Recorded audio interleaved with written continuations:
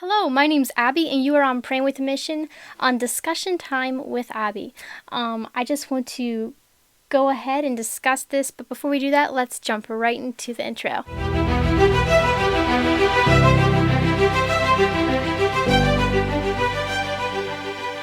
Today's topic is 5 people we can learn from. Now, I found this very hard to just sit down and pick 5 individual people because if you go through the Bible, there is so many examples of people that might have inspired you or that simply you can take their situation and what they've gone through and learn from it for your own experience. So just bear with me. We're going to do this together. And I know this is not live. It would be cool later on in the future I'll do lives, but I know this isn't live. The only reason that I am going to do it with you is because I want you to participate down in the comments. So as I'm doing this, please feel free to type away people, not only people in the Bible, but people in your life. Write those characters down in the comments and a little short description of how they have inspired you to grow closer to Christ or just simply inspired you in a whole. All right, let's get started. So the first person that I picked that personally has inspired me is Esther. Now, Esther, through her whole story, she went through so many things growing up, losing her parents, and then all the way from losing her parents to being royalty. But in between those two times, there was many things she had to go through to prepare her for the last, at least in the Bible, thing that we know she went through, which is being part of royalty and how she stood up for Christ. But I think what I want to point out today is those steps that she went through prepared her for her final thing that we hear about in the Bible. But that step, that final step that she took to literally put her life on the line and to go before the king was not a step that she took right then. And let me explain. What I mean by that is everything going up towards that, be it in her everyday life or what Mordecai taught her, was preparing her for that step. And I think that in life, we can get so caught up on, am I going to make the right decision at this time? Or how am I going to be able to do this thing when the Lord wants me to?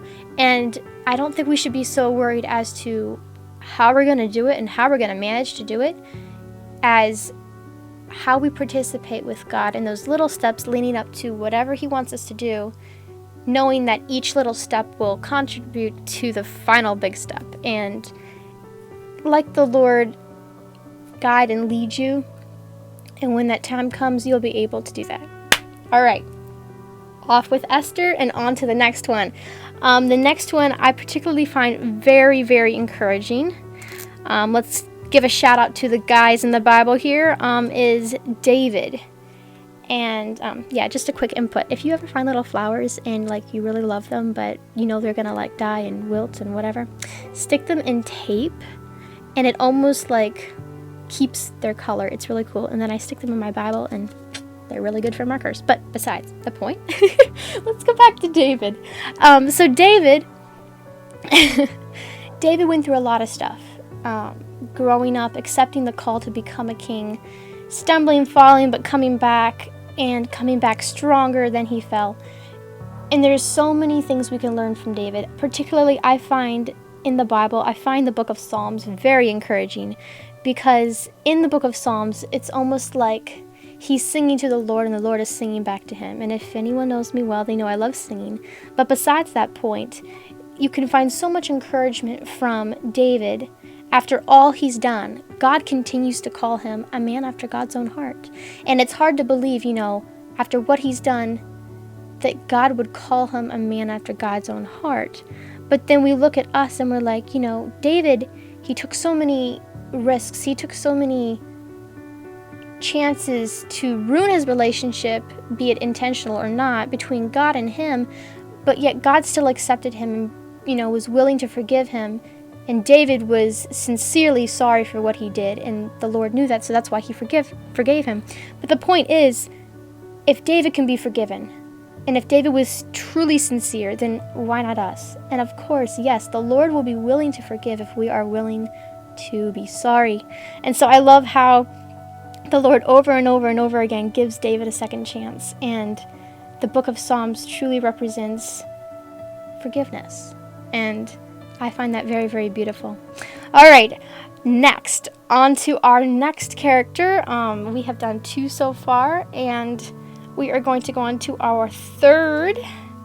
And the third one is found in Exodus. And I find the story of Moses very beautiful and very encouraging as well, because sometimes we find ourselves, at least some of us, in leadership positions, and we feel inadequate. We feel like we cannot take on this role of what the Lord is trying to do with us, because we feel like we cannot fill the shoes that the Lord wants us to put on, so to speak.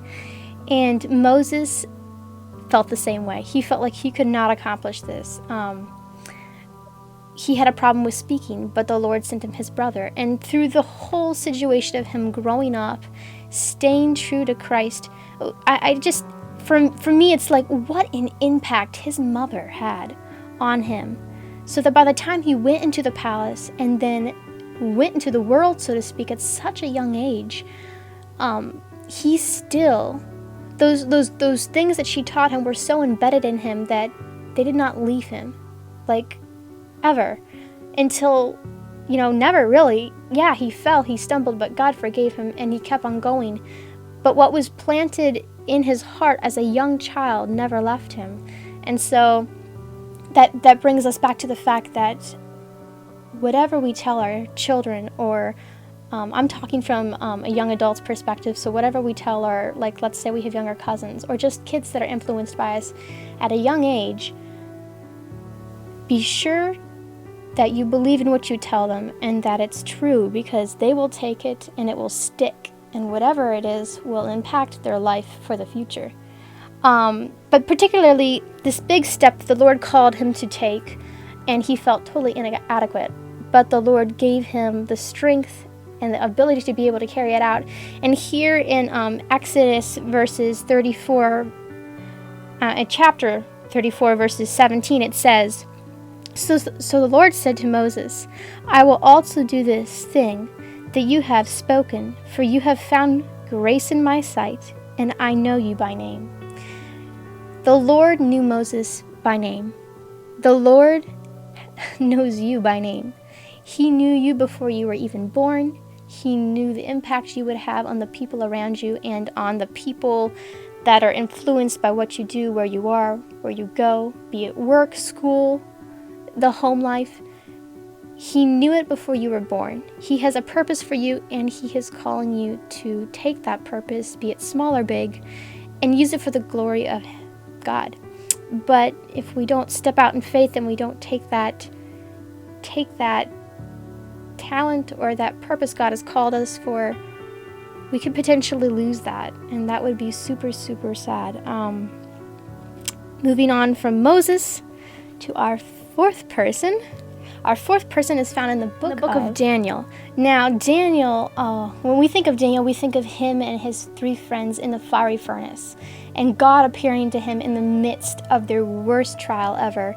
And I believe that sometimes, in fact, I know from experience, that sometimes when we feel the most alone, when we feel the most, left out or on the sidelines, so to speak, in life, or exactly don't even know where we are going, let's say, you're just lost, simply lost, and you don't know where to go next. That is when God is with you. I'm sure you guys have all heard the story of when this person was walking on the beach and they looked back and they only saw 1 pair of footprints as where there was 2 before. And the Lord was like, you know what? That's where I was carrying you. And in this story, when Daniel and his 3 friends are caught in the fiery furnace and God appears, I relate that back to that dream that story is illustrated by. And it was almost like God was like, you're in this situation, but I'm going to show up for you because you're standing up for me and what you believe God has called you to do. And that's a lot, and that says a lot to me. The Lord talking so to them.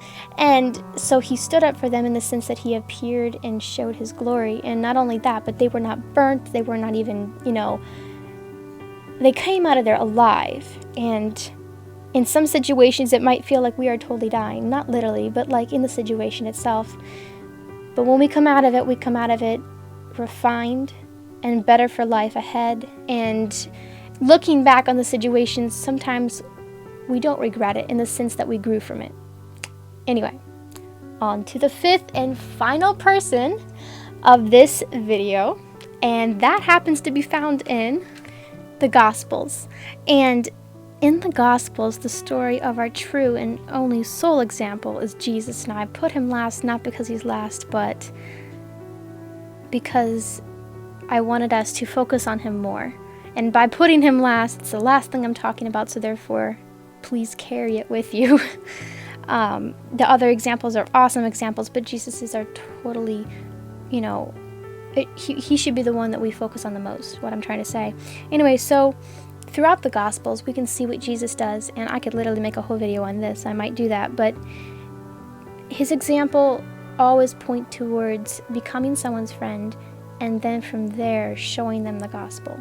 And not showing them the gospel necessarily as opening up the scrolls or the Bible and pointing out what they should be doing, but literally living the example of what a Christian should be.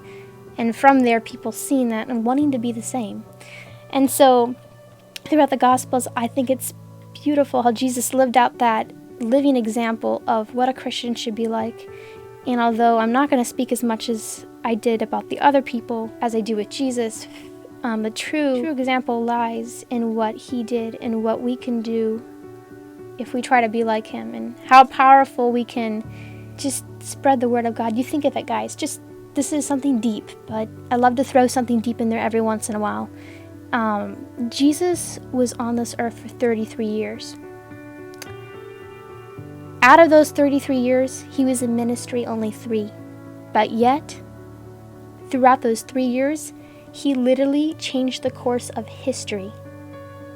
Now, if we allow him to work through us, what do you think he could do with one willing person within a lifetime? If we give our lives to Christ and let him use us throughout a lifetime, if he was able to change the course of history in only 3 years, what could he do with 80? What could he do with, however long the Lord permits you to live, but what could he do with you? He could literally turn the world upside down. Not with you going out there and reaching 30,000 people at one time, but maybe reaching one person who in turn reaches another and another. And it's a ripple effect until, yes, indeed, without you knowing, you might have reached 30,000 people, not in person, but through the people that you witnessed to reaching other people. And so, if we stay true to what God wants us to do, and we don't shirk our duty and what we can do to further the kingdom, he will come soon.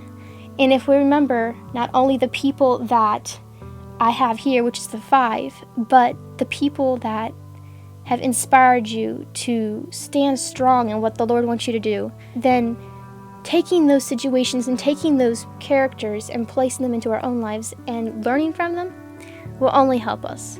I want to leave you there, and I hope you enjoy this. If you did enjoy it, please pass it on, and give it a like if you want to. If you have not subscribed, please do so if you like this content. And just all around, thank you so much for watching this video. See you in the next time.